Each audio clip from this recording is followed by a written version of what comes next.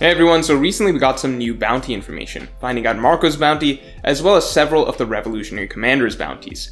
And as usual, the bounties are controversial, as all readers have their own opinions of what bounties make sense for what characters, so I want to break down the idea behind bounties in general, and why a lot of significant figures in the world may have seemingly inconsistent bounties according to many readers, and what I believe Oda actually cares the most about when it comes to assigning bounties. But before we get into that, make sure to subscribe for more One Piece videos every week. Now, when it comes to bounties in general, I think we're all mostly on board with the idea that bounties do not equal power level. I think I see people yelling at each other that bounties don't equal power level over and over on pretty much every forum, YouTube, Twitter, Reddit, etc. And it's just tiring because at this point we're fighting ghosts, right? Most everyone understands that bounties are not exact power levels. I see more complaints about people who say bounties equal power levels than I actually see people claiming that bounties equal power levels. I think as a community we're mostly past that point. So let's please all just stop. I think very few of us are that dumb. Most of us understand that bounties are not your power level. I think where some of the complications come up are when people say that bounties have nothing to do with character strength, when that's not really usually the case either. There's definitely generally a correlation, broadly speaking, with how stronger characters tend to get higher bounties, but it's obviously just not exact. For example, just because Marco very likely has a lower bounty than King, doesn't necessarily mean Marco is weaker than King. If anything, it seems like Marco has been able to do very well against King and Queen, and so maybe he is stronger than either of them, though I'm just not going to say that for certain until the battles are over. Now, ever since Oda told us that Kid had a higher bounty than Luffy in Sabaody because Kid harmed civilians and Luffy didn't, that showed us that there are other factors than combat ability that make a difference, which is why we can justify things like Marco's bounty potentially being lower than King's. We know the Beast Pirates do a lot more damage to innocent people than the Whitebeard Pirates, and the Calamities in particular are known for that, which is precisely why they're called Calamities, because they are practically natural disasters. Maybe this also explains why Shanks has a lower bounty than Kaido or Big Mom. It's possible Shanks is as strong, or even stronger than them, but simply isn't as, I suppose, villainous, not to mention other factors could play a role, such as Shanks being newer and not having as much time to build a reputation perhaps. Of course, that's, again, not to say strength doesn't play some sort of a significant role, because we look at pirates who are explicitly stated to be very kind-hearted, such as Roger and Whitebeard, who also have the highest bounties of any pirate.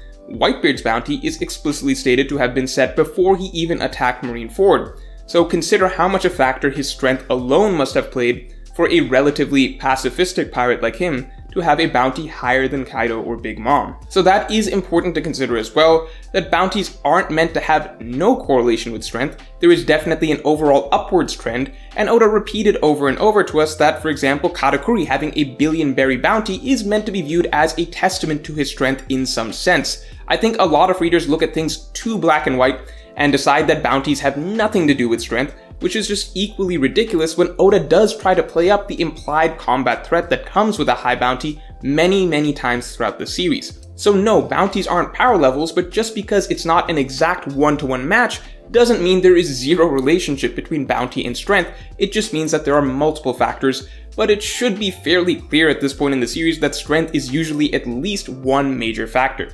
For instance, just because Shaki said Kid has a higher bounty than Luffy because Kid does more damage to civilians than Luffy, a lot of readers then assumed that that means that, Kid must have been nowhere near Luffy's strength at the time, which was not what Shaki was implying. Hurting civilians does not get you a 315 million berry bounty. It doesn't get you anywhere even close to that, otherwise like Don Krieg would have had the same bounty as Kid. What Shaki was specifically saying is that what gives Kid an edge over Luffy is that Kid hurts civilians, whereas Luffy does not. Meaning the assumption should be that factors like damaging civilians can give you a bit of a plus or minus, but that's just in addition to more significant factors like combat strength and overall resume. And speaking of resume, that's where Oda gets to be really flexible with bounties, as the government can only judge things based off of perceived threat level. So for instance, the Revolutionary Army. They had much lower bounties than expected. Sabo was already surprisingly low to many readers, but turns out all the Revolutionary Army commanders have seemingly surprisingly low bounties. Now, that goes against our expectations, as we would expect that the group that is actively trying to take down the world government would be perceived as the highest threat and get the biggest bounties. After all, Dragon is the world's most wanted man, and he is the leader of the revolutionaries. However, it's entirely possible that whereas Dragon is an extremely well-renowned name, an extremely notorious name, a name that pretty much everyone knows, even characters like Usopp and Nami who had never heard of the Yonko before, they knew about Dragon, it's entirely possible that his actual commanders operate much more covertly. So while Dragon is the face of the Revolutionary Army, maybe his commanders are simply not as well known, perhaps because they all operate in their own little sections of the globe, executing Dragon's missions, and don't really even come together that often.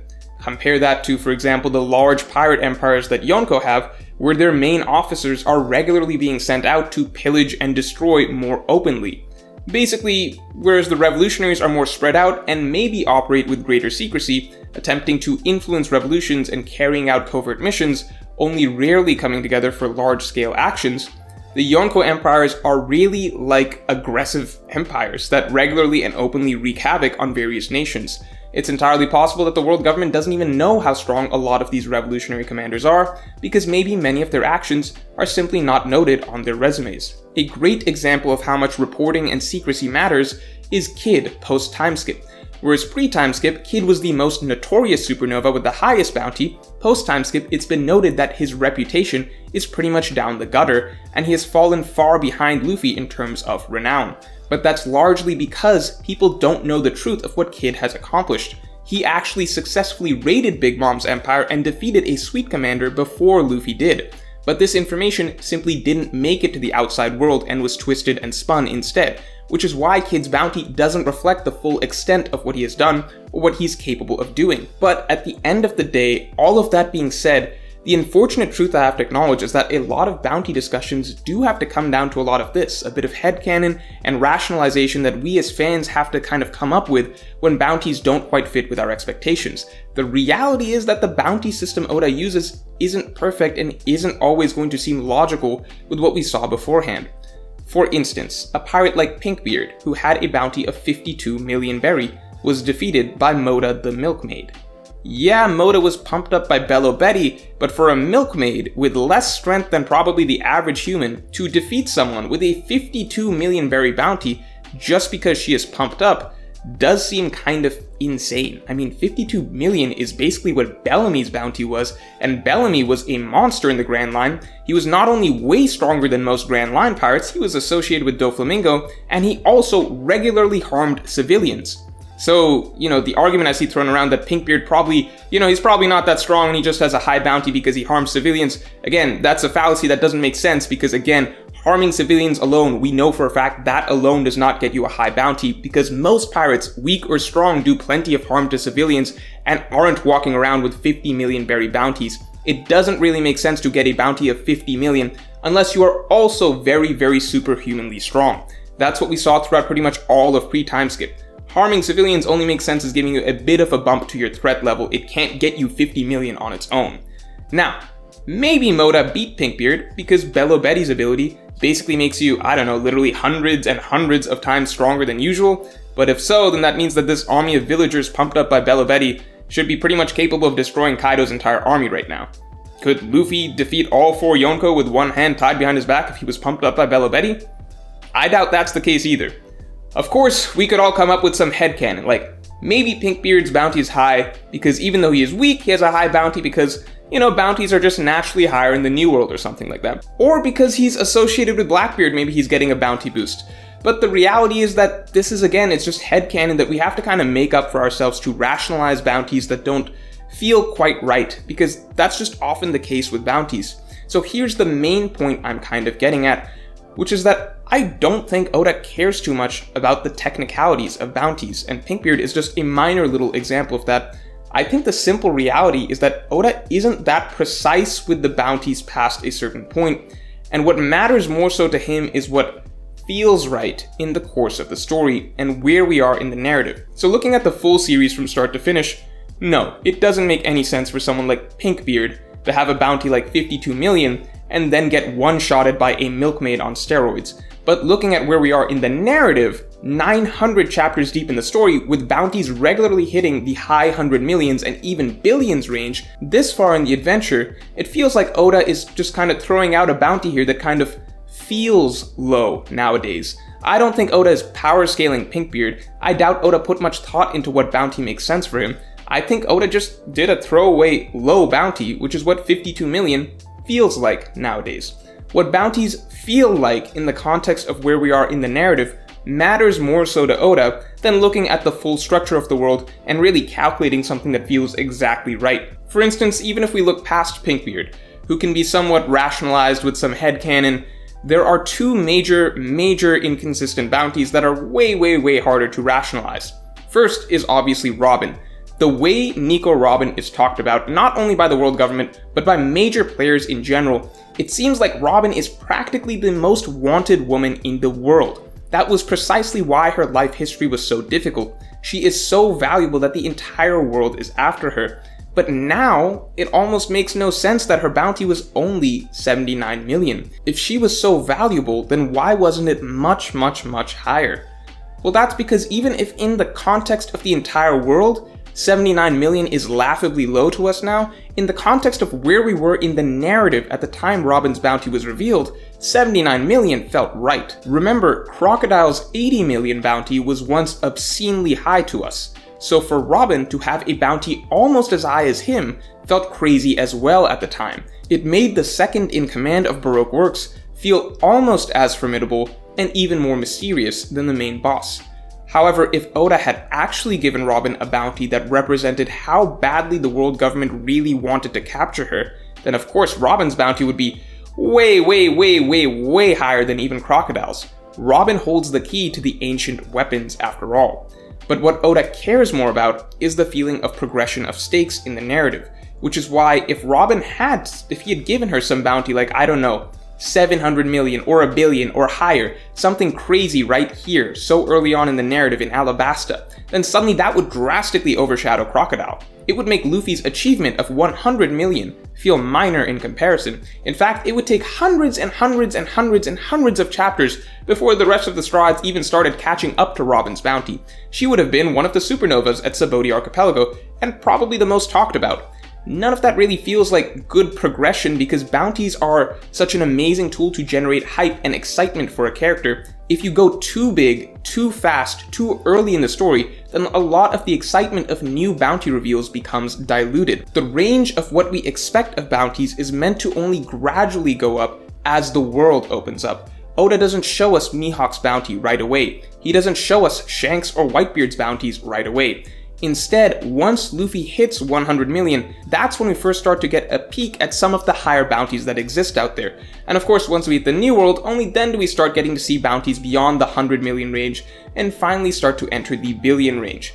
To this day, Jack's bounty reveal remains a memorable milestone moment in the series. Seeing the bounties of the Yonko remains a memorable milestone in the series. If Oda gave Robin a quote-unquote accurate bounty from the start, then it just throws off a lot of how he wants to slowly get to the big leagues in terms of numbers. It essentially opens up the world too fast, which is why instead he makes the simple, if not arguably inconsistent, decision to give Robin a strangely low bounty relative to how much the world government actually wants her.